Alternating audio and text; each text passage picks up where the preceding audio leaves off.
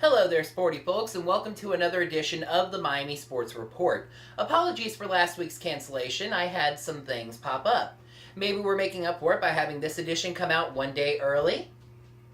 On today's show, the Dolphins look for help in free agency, the Heat work through a rough spot, the Panthers continue to spiral, and the Marlins charge towards opening day. Showtime! We will start with the Miami Dolphins, who have been very busy this offseason. They re-signed defensive tackle Randy Starks and cornerback Brent Grimes. Then, once free agency opened, they signed offensive linemen Brandon Albert and Shelley Smith, defensive tackle Earl Mitchell, safety Louis Delmas, and cornerback Cortland Finnegan. But the Dolphins are staying busy in free agency, recently having a meeting with running back Knowshon Moreno. Wait a minute. Knowshon? The Dolphins can't sign him. Knowshon? Knowshon? What would they do without Sean? What would they do without Sean? Oh, wait. Knowshon. Oh, okay, that's different. Moreno, not to be confused with Marino, is coming off a career year for the Denver Broncos, though that could have been made slightly easier playing with the passing threat that is Peyton Manning.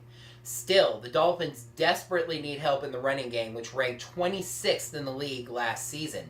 Also, Moreno is seen as an excellent blocking back on passing plays, and seeing as quarterback Ryan Tannehill was sacked 58 times last season, that could be a huge help. It's not clear yet what kind of a contract Moreno is looking for, but the Dolphins still have around $19 million in salary cap space.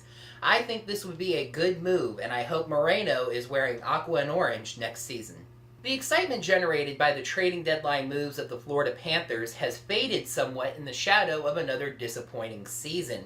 The Panthers are much better positioned for the top overall draft pick than making a playoff run. However, you can't get to the excitement of next season without getting through the disappointment of this one, so let's see what the Panthers were up to this week. Sunday, Panthers goalie Roberto Luongo faced his now former team, the Vancouver Canucks. Jimmy Hayes opened the scoring in the first, but the Canucks would score 2 goals, taking a 2-1 lead to the third period. But Vincent Trocheck scored his second to tie the game up. After the Canucks retook the lead, Hayes scored his second of the game to tie it once again. The game went to the shootout, where Luongo sadly gave up 1 goal, and that was the difference. Canucks in the shootout, 4-3. The Cats then headed west, facing San Jose on Tuesday. The scoring opened in the second as the Sharks found the net, but Brandon Peary scored to tie the game at 1, and just 17 seconds later, Quentin Howden scored his third goal for a 2-1 lead. Near the end of the second, Scotty Upshaw scored to make it 3-1. The Sharks got one back in the third, but their furious rally was held off by Luongo. Cats win 3-2. And Thursday, the Panthers faced off with the Phoenix Coyotes. In a low-scoring game, the Coyotes scored 2 goals in the first period for a 2-0 lead. In the third, Scott Gomez scored just his second goal of the season, but the Cats could not find the equalizer and lost 2-1. At 26, 36, and 8 with 60 points, the Panthers are just about out of time. This leads us to a weird time of year when we're not sure how to feel about the schedule. Do we want the Panthers to win games and go on a late run, or lose games and increase their chances of adding another supremely talented youngster to the stable? Well, however we feel, here are next week's games. 2 more games out west for the Panthers. Today, the Panthers take on the LA Kings. Sunday, the Panthers head up the road to Anaheim to face the Ducks. Then it's back home Tuesday to face the Ottawa Senators. Thursday, they face off with the Carolina Hurricanes. And Saturday, they take on the Montreal Canadiens. The Miami Marlins are having a surprisingly strong spring training this year. There's no way to know how that'll translate to the regular season, but it's got to be better than having a bad spring training, right? Here's a quick rundown of this week's games. This week, the Marlins spring training squad started split for a very interesting reason. One half of the team was in Florida. Saturday, that half of the Marlins faced the Nationals. Silverio had an RBI, but the Marlins fell 2-1. The next day, that half of the squad faced the Twins. Baker and Johnson had RBIs for the Fish, but they lost 4-2. What about the other half of the team? They were facing off with the Yankees in a Panama double dip. Saturday was Game 1 when 5 Marlins pitchers combined on a no-hitter, with the Marlins winning 5-0. Game 2 was Sunday and went entirely the opposite direction, as the Fish lost 7-0. Monday, the team got back together and faced the Mets, and the bats were hot. 3 RBIs for Giancarlo Stanton, 2 for Jared Saltalamacchia, and the Marlins take down the Mets 10-7. Tuesday, the Astros were in the Marlins' tank. Stanton seems to be getting hot, 2 for 3 with another 3 RBIs. Marlins win 8-1. Marlins versus Cardinals on Thursday. Marcell Ozuna hit a solo shot in the 6th, and that was the difference. Marlins win 4-3.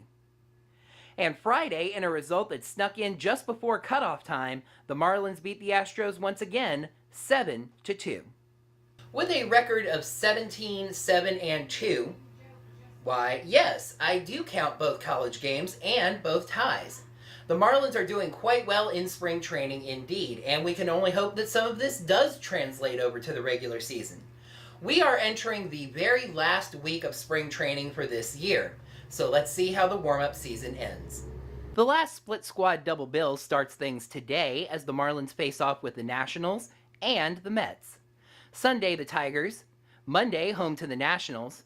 Tuesday, home against St. Louis. Wednesday, at the Braves. Thursday, at the Cardinals. And Friday and Saturday, the Marlins wrap up spring training at the Yankees. The Miami Heat have been going through a bit of a rough stretch lately. After LeBron James scored 61 points against Charlotte, the Heat went 1-5. They were hoping this week's stretch of games would help them snap out of it and get back to chasing after that number 1 seed. The Heat's first game after the 61 points was at Houston, and the Heat got a rematch with the Rockets on Sunday. It went better this time. LeBron James scored 24, and Dwayne Wade also had 24. And Greg Oden started for the Heat, who ran a strange 2-center lineup. The Heat's leading scorer was actually Ray Allen, who poured in 25. The Heat beat the Rockets 113-104. The Heat then headed to Cleveland to face the Cavs, and LeBron loves facing his former team. He showed off to the hometown crowd to the tune of 43 points. Chris Bosh scored 9. Greg Oden scored 6 after starting once again. The Heat win 100-96. The next night, the Heat faced the Celtics. LeBron sat out with back spasms, and that took away just enough of the Heat's scoring. Wade led the Heat with 17. Udonis Haslem started for James and scored 14, and Birdman Anderson scored 16 off the bench, which had 40 points total. However, the Celtics did just enough to outscore Miami, winning 101-96. After some rather tense negotiations, the Miami Sports Report is proud to announce that we have re-signed the informative graphic to a new contract. So let's get him right back to work, shall we? Friday night, the Heat faced off with the Memphis Grizzlies. Informative graphic, take it.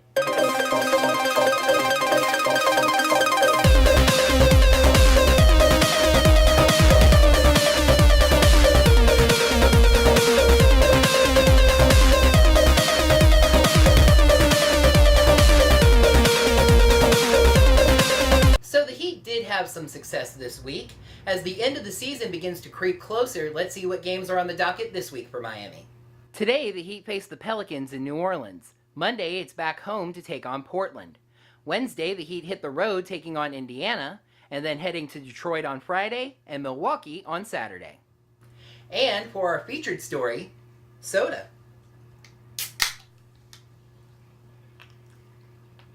I'm actually serious. On Wednesday, Sprite revealed a new flavor created by LeBron James. Called Sprite 6 Mix, it mixes the traditional flavors of lemon and lime Sprite with cherry and orange flavors, which quite frankly sounds delicious. This actually makes complete sense and totally fits with LeBron James' business persona. He's had to deal with Coca-Cola since his rookie season, and he's had his own shoes and also a limited edition gum. So, Miami people and Heat fans, get out there and snatch up some cans. That's it for another edition of the Miami Sports Report. If you enjoyed the video, please click that thumbs up button right down below it. You can subscribe to the channel to see the Miami Sports Report every week. Leave us some feedback down in the comments, and look for us on Facebook and Twitter. You can click to see last week's edition and my other videos, Almost Interesting, Almost Gaming, and Power Rangers episode review. Stay tuned after the end slate for Bumbles and Fumbles. Until next week, go Miami!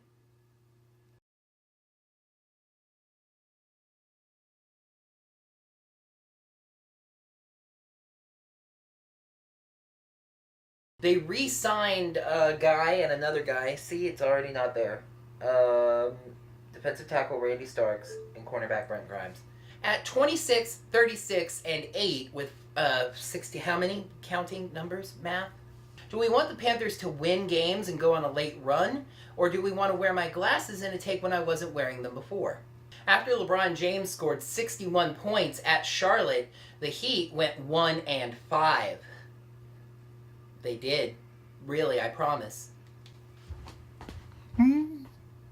Sticky record button, sticky record button, sticky record button. Take a drink. You can click to see last week's edition and my other videos, Almost Interesting, Almost Gaming, and the Miami Sports Report. Almost Interesting, Almost Game. The Miami, you idiot. Ugh. That is the ultimate voiceover blooper.